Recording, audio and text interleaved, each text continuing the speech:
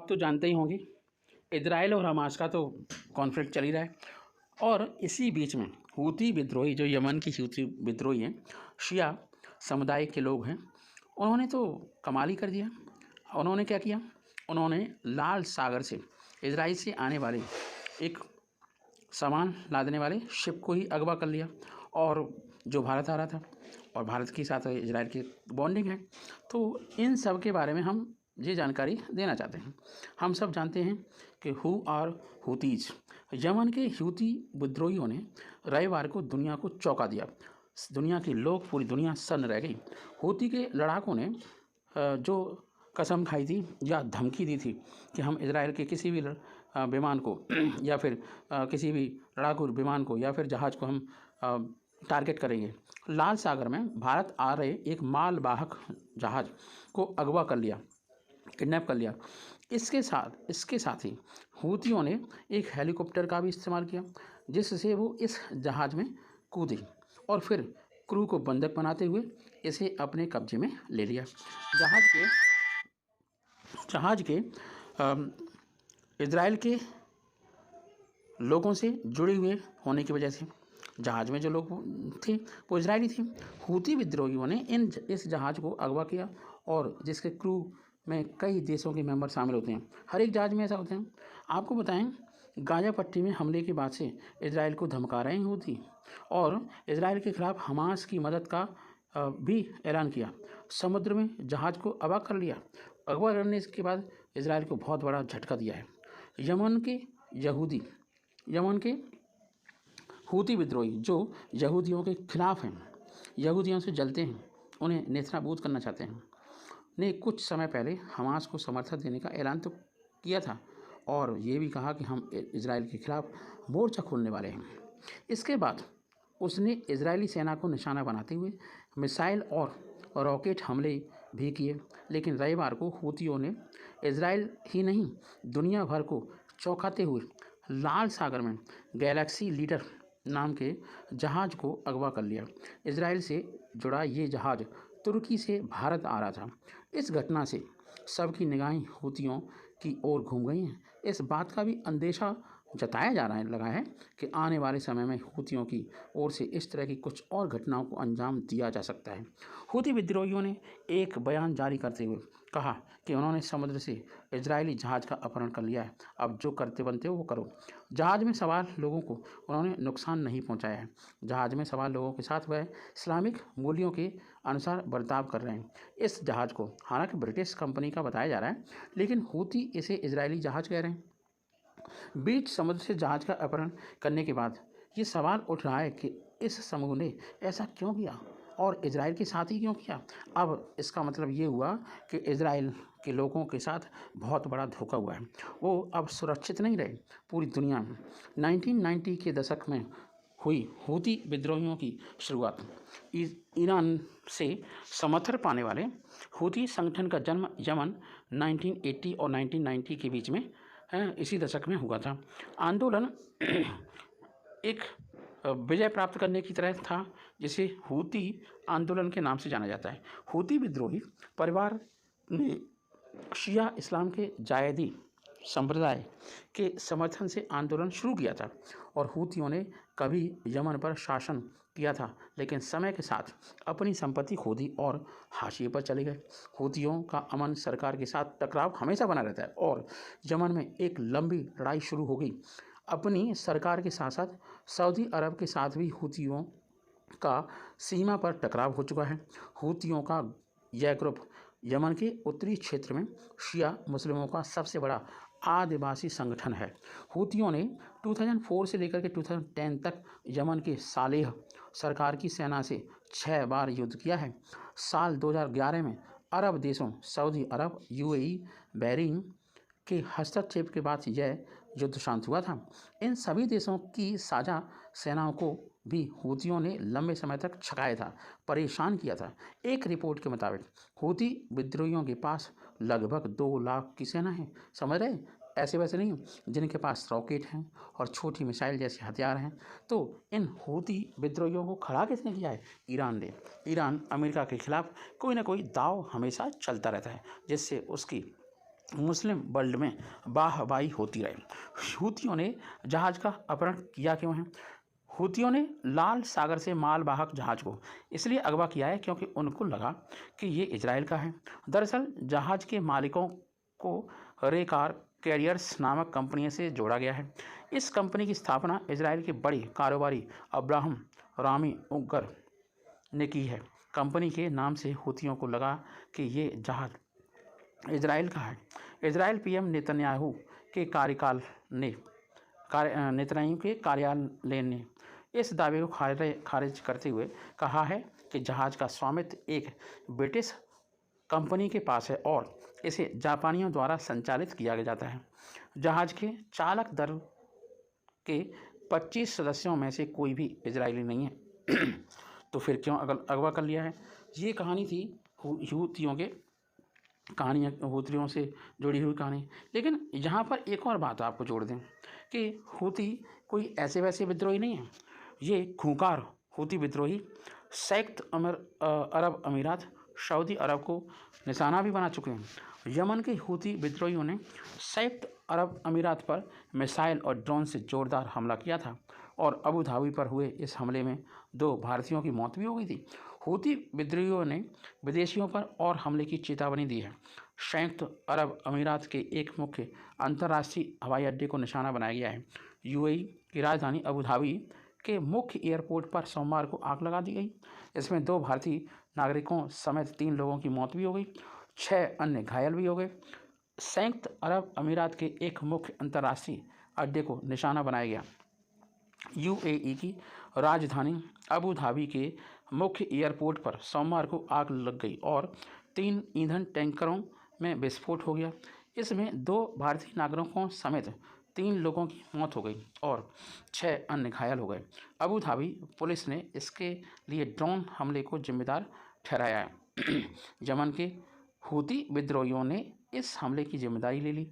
Houthi के सैन्य प्रवक्ता याहिया सरेई ने कहा कि उनके समूह ने यूएई में अंदर तक हमला किया है। सवाल है कि अगर हूती विद्रोही यमन को निशाना बना रहे हैं।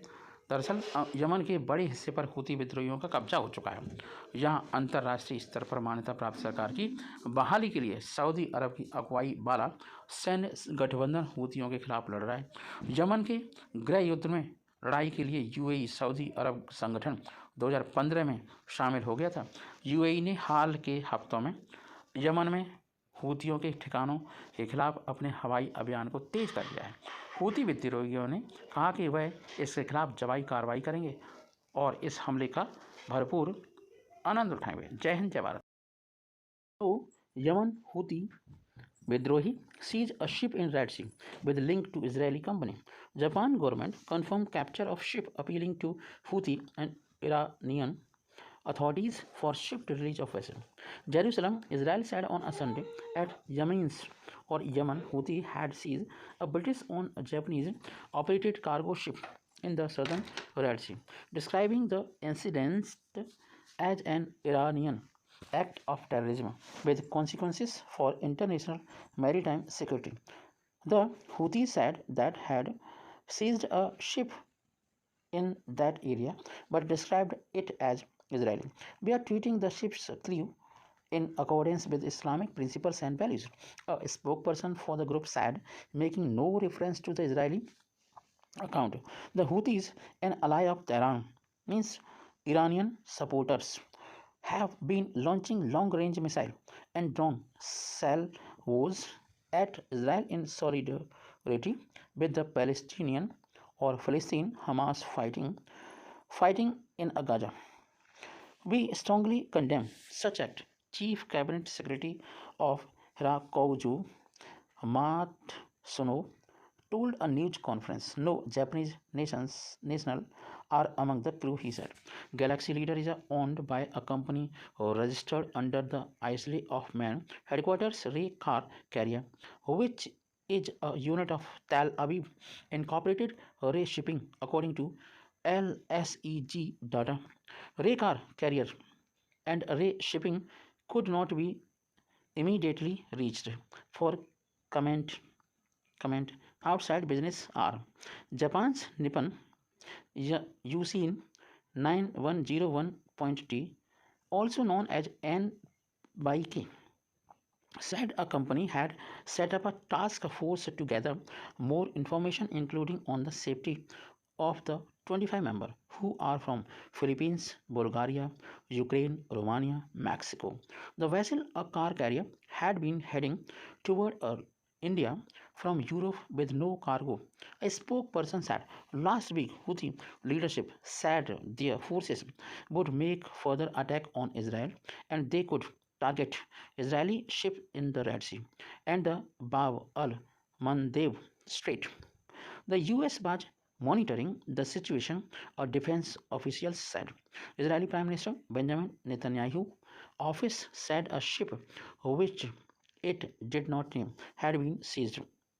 There were no Israeli abroad means Israeli persons are not है ना abroad means ship पर नहीं थे and Israel was not involved in its ownership or operation, his office said.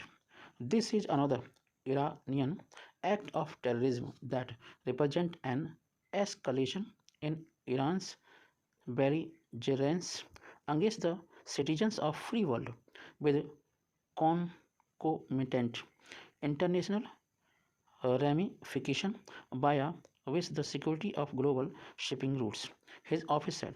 Earlier on Sunday, the Houthis said all ships on or operated by Israeli companies or carrying the Israeli flag could be targeted. जय हिंद जय Bharat. In Hindi version, you can listen this video also. स्वागत है आपका आपके अपने channel new quantum classes of my self Sanjay Kumar. आज मैं आपको नई अपडेट लेके आया हूँ इजराइल हमास वार से रिलेटेड. हमास यह स्वीकार करता रहा है कि पूरे फ़लस्तीनी क्षेत्र में उसके पास सैकड़ों किलोमीटर लंबी गुप्त सुरंगों, बंकरों और एक्सेस शाफ्ट का एक बड़ा नेटवर्क है, लेकिन इस बात से हमेशा इनकार किया है. स्वीकार भी किया और इनकार भी किया है. तो आपको बताते हैं हमास का गुप्त ठिकाना इजराइल डिफेंस फोर्स IDF ने तबाह कर दिया है. गाजा के सबसे बड़े अस्पताल के नीचे बना रखी थी 55 मीटर की मजबूत लंबी सुरंग. 55 मीटर काफ़ी बड़ा हो गया, लगभग 160 फीट के आसपास हो गया. इजराइल हमास जंग का आज आपको बता दें 45वां दिन है, 45वां दिन है. 7 अक्टूबर पर हैं, 7 अक्टूबर के ठीक दिन में इजराइल में हमास ने वो कहर बरपाया था और उसमें बहुत सारे विदेशी इजरायली नागरिकों को बंधक बना लिया था. और आपको बताएं कि इजरायली सुरक्षा बल लगातार हमास के ठिकानों को तबाह कर रहे हैं.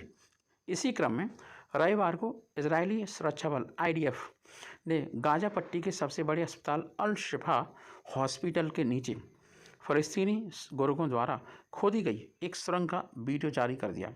यह सुरंग लगभग 55 मीटर लंबी, 10 मीटर गहरी है. काफ़ी लंबी सुरंग है. हालांकि हमास ने इससे इनकार किया है कि उसकी सुरंगें अस्पताल जैसे है ना नागरिक बुनियादी ढांचे के नीचे स्थित हैं. हमास यह स्वीकार करता रहा है कि पूरे फ़लस्तीनी क्षेत्र में उसके पास सैकड़ों किलोमीटर लंबी गुप्त सुरंगों, बंकरों, एक्सेस शाफ्ट का एक बड़ा नेटवर्क है, लेकिन इस बात से हमेशा इनकार किया है कि ये सुरंगें और बंकर अस्पताल जैसे नागरिक बुनियादी ढांचे के नीचे भी हो सकती हैं. इस बीच गाजा शहर के अल शिफा अस्पताल में हमास के खिलाफ लॉन्च ऑपरेशन के अपडेट में IDF ने कहा कि उसके इंजीनियरों ने 10 मीटर गहरी 55 मीटर की दूरी में विस्फोट रोड दी दरवाजे तक जाने वाली सुरंग का पता लगा लिया है. मतलब चाहे कितना ही बम बरसे पर उस सुरंग पर कोई असर नहीं पड़ेगा. IDF ने सोशल मीडिया एक्सेस पर इस सुरंग का एक वीडियो पोस्ट कर दिया. IDF और ISA बलों ने एक खुफिया आधारित ऑपरेशन के दौरान अल शिफा हॉस्पिटल के कंपाउंड में 10 मीटर से है ना 10 मीटर गहरी और 55 मीटर लंबी एक आतंकी सुरंग का खुलासा किया है. सुरंग के प्रवेश द्वार में विभिन्न रक्षा तंत्र शामिल हैं, जैसे विस्फोट प्रूफ दरवाज़ा, फायरिंग हॉल. यह हमास द्वारा इजरायली बलों को प्रवेश करने से रोकने के लिए बनाया गया है. हम कई हफ्तों से दुनिया को हमास द्वारा गाजा के निवासियों और शिफा हॉस्पिटल के मरीजों को मानव ढाल के रूप में इस्तेमाल करने के बारे में बता रहे हैं और उसके पुख्ता स्वरूप ये मिल गए। ये बात बोली है किसने? इजराइल ने। तो ये काफ़ी महत्वपूर्ण हो जाता है इस इजराइल की बात से। वीडियो के साथ एक सैन्य बयान में कहा गया है कि सुरंग के नीचे धनुषाकार कंक्रीट की छत के साथ एक संकीर्ण मार्ग दिखाया गया है जो एक भूरे रंग के दरवाजे पर समाप्त होता है। इस प्रकार के दरवाजे का उपयोग हमास आतंकवादी संगठन द्वारा इजरायली बलों को कमांड सेंटरों और हमास से संबंधित भूमिगत संपत्तियों में प्रवेश करने के लिए रोका जाता है। बयान में यह नहीं बताया गया कि दरवाजे के पार क्या था। इसमें क्या कहा गया है कि सुरंग तक शिफा परिसर के भीतर एक शेड में खोजे गए शाफ्ट के माध्यम से पहुंचा गया जिसमें गोला बारूद भरपूर तरीके से भरा हुआ है। जय हिंद, जय।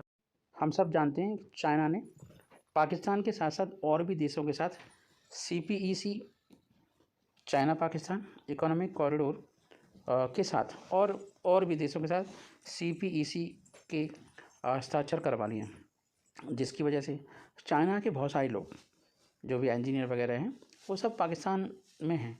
तो जब पाकिस्तानी लोगों को मारा जा रहा है, फिर क्या हुआ? कौन मारा है? केवल आतंकवादी मारा है। तो केवल चाइना पूरे वर्ल्ड में ऐसा देश है जो इन के मुंह बंद कर देता है, चाहे वो मस्जिद तोड़ के या कुछ और करके। इसकी नीति के आगे कोई नहीं बोलता, चाहे वो आपका UAE हो, कतर हो, कोई भी हो। और इस देश को छोड़ करके कोई अगर कुछ बोलता है तो ये मानव अधिकार की दुहाई देते रहते हैं और ये खुद ही लोगों को मार रहे हैं बेवजह। आतंकवादी मानसिकता के लोग हैं ये। चीन के डांट लगाने के बाद आखिरकार पाकिस्तान की सरकार ने चीनी नागरिकों की सुरक्षा को बढ़ा दिया है। चीन के हर वर्कर को अब पाकिस्तान में ब्लड प्रूफ गाड़ी मिलेगी। ये चीनी कामगार जो चाइना के वर्कर्स हैं CPEC परियोजना के लिए आए हुए हैं। बलूच विद्रोही इन चीनी नागरिकों को पर काफ़ी हमला करते रहते हैं। उसका सबसे बड़ा रीज़न यही है कि चाइना बेवजह बलूचों की ज़मीन पर कब्जा कर रहा है। इसलिए चाइना ने मुनीर की सेना से बोला है कि चाइनीज़ नागरिकों की सुरक्षा बढ़ाई जाए। इसी टॉपिक को लेते हुए मैं डिस्कस करने वाला हूँ। आज अगर हम देखें तो पाकिस्तान की सरकार और वहाँ की सेना ने एक बार फिर से चीन के आगे घुटने टेक दिए, क्योंकि आप जानते होंगे कि पाकिस्तान ऑक्यूपाई कश्मीर के अलावा कुछ और हिस्सा जो चाइना को दे रखा है अक्साई चिन, वो भारत का ही अभिन्न अंग है। चीनी नागरिकों पर बलूचों ने खूनी हमले किए और बाद में चीन के राष्ट्रपति ने जमकर पाकिस्तान की डांट लगाई। मुनीर से कहा कि अपने सरकारी जितनी भी एजेंसी है उसे लगा दो और सेना के जवानों को लगा दो। किसी भी हालत में अगर कोई भी चाइनीज़ मरा तो ये अच्छा नहीं होगा। चीन के दबाव में आकर के अब पाकिस्तान की सरकार ने सुरक्षा व्यवस्था को बढ़ा दिया है। किसकी सुरक्षा व्यवस्था को? चाइनीज़ लोगों की सुरक्षा व्यवस्था को, जो पाकिस्तान में रह करके कुछ कंस्ट्रक्शन का वर्क कर रहे हैं। CPEC के तहत पाकिस्तान की सरकार और वहाँ की सेना ने एक बार फिर से चीन के आगे घुटने टेक दिए हैं। चीनी नागरिकों पर बलूचों के खूनी हमले के बाद चीन के राष्ट्रपति शी जिनपिंग ने चाइना ने पाकिस्तान की सरकार से साफ कर दिया है और ये कहते हुए बोला है कि अगर उनके देश में CPEC परियोजना में लगे सैकड़ों चीनी वर्कर की सुरक्षा को नहीं बढ़ाया गया तो वह काम बंद कर देगा। यही नहीं, चीन अपनी सेना को पाकिस्तान में सुरक्षा व्यवस्था के लिए भेजना चाहता है। चीन के दबाव के बाद अब पाकिस्तान ने सुरक्षा व्यवस्था को बढ़ा दिया है। निक्केई एशिया की रिपोर्ट के मुताबिक चीन ने पाकिस्तान से कहा था कि वह प्रत्येक चीनी कर्मचारी को बुलेट प्रूफ कार मुहैया कराए। रिपोर्ट के मुताबिक अब पाकिस्तान के गृह मंत्रालय ने पिछले सप्ताह एक मीटिंग की और फैसला किया है कि चीनी कर्मचारियों के लिए सख्त प्रोटोकॉल का पालन किया जाएगा। ये नए प्रोटोकॉल के चीनी विशेषज्ञों और निवेशकों पर लागू होंगे जो BRI के तहत बना रहे चाइना पाकिस्तान इकोनॉमिक कॉरिडोर के लिए काम कर रहे हैं। तो वर्ल्ड के लिए BRI प्रोजेक्ट है, लेकिन पाकिस्तान के लिए चाइना पाकिस्तान इकोनॉमिक कॉरिडोर पर काम कर रहा है। इस नई प्रक्रिया के तहत चीनी नागरिकों को स्थानीय पुलिस को अपना आवासीय पता देना होगा। चीनी नागरिकों का काल बने बलूच ढूंढ ढूंढ के चीनी लोगों को मार रहे हैं। साथ ही यह सुनिश्चित किया जाएगा कि चीनी नागरिक बुलेट प्रूफ गाड़ी में ही यात्रा करें। चीनी 50 अरब डॉलर से ज़्यादा का निवेश कर चुके हैं पाकिस्तान में, और अब तक उसके 100 से ज़्यादा नागरिकों पर पाकिस्तान में हमले भी हो चुके हैं। बलूच विद्रोही कई चीनी नागरिकों की जान तक ले चुके हैं और CPEC परियोजना का बलूचिस्तान में काफ़ी विरोध हो रहा है। अगस्त महीने में बलूचों ने चीनी नागरिकों पर भीषण हमला कर दिया था, लेकिन बुलेट प्रूफ कार की वजह से उनकी जान बच गई। इसके बाद चीन ने पाकिस्तान को बुलेट प्रूफ गाड़ियाँ मुहैया कराए जाने के लिए कहा था। चीनी नागरिकों पर हुए ज़्यादातर हमलों की जिम्मेदारी बलूच लिबरेशन आर्मी ने ली है। चीन ने इन हमलों की निंदा की है और पाकिस्तान से हमलावरों को सज़ा देने की मांग कर डाली। चीनी विदेश मंत्रालय ने एक बयान जारी करते हुए कहा कि चीनी नागरिकों का खून व्यर्थ नहीं जाना चाहिए। जो लोग इस हमले के पीछे हैं उन्हें कीमत चुकानी होगी। चीन CPEC के जरिए पाकिस्तान और मध्य एशिया में अपना प्रभाव बढ़ाना चाहता है। यही नहीं, वे इस रास्ते का उपयोग अरब सागर तक अपनी सीधी पहुंच बनाना चाहता है। पाकिस्तान के ग्वादर में चीन नौसैनिक बेस बना रहा है और इसको फिर रेल, रोड और पाइपलाइन के जरिए चीन से जोड़ दिया जाएगा। जय हिंद।